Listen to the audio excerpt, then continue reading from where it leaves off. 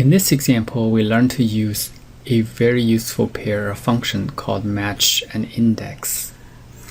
As an example, I have here the weekly stock price of Google. We could compute the week-over-week return for this stock, which is just the ratio, the price of this week over the price of last week, minus 100%, or just minus 1. We could double click to get that number.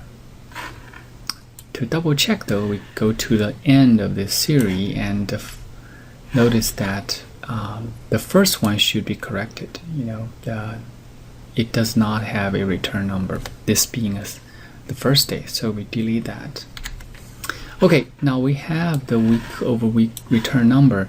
Now a natural question to ask is, what is the maximum weekly return? Is it 10% or is it 20%? We also want to know when that maximum return happened. So in order to do that, first of all, find out the maximum weekly return number. To do that, it's quite simple. We just use max function and select the whole series. I press Ctrl Shift down to select all the numbers and press return. Now we see that we do have the answer, which is close to 20% on week over week return. Now, when did that happen? We break down into several steps. First of all, we want to find out in this column in what position is this number appearing.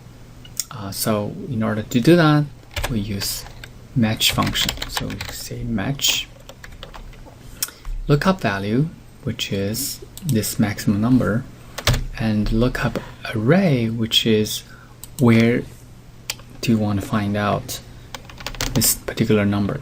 So again, we press Ctrl Shift down to select C4 to C418, that's the whole series. Now match type is an option because we want to find out, as the hint suggested here, an exact match. So we just want to press 0, enter. Now it tells you that in this long column, this number appeared in the 407th position. With that knowledge, we could use index. So we use index.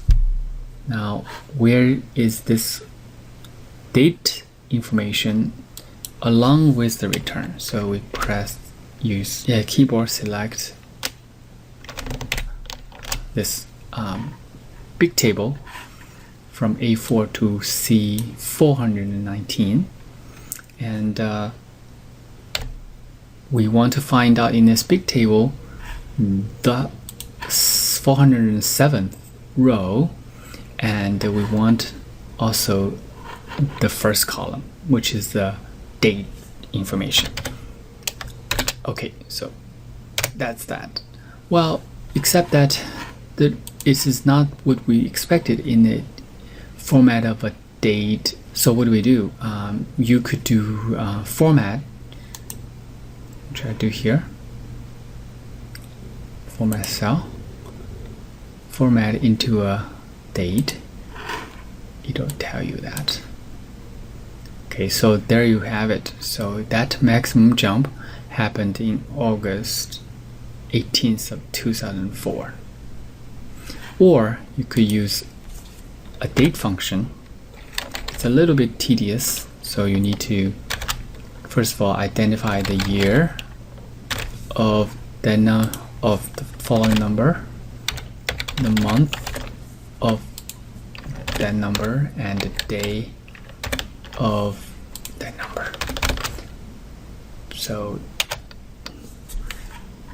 we get the same answer.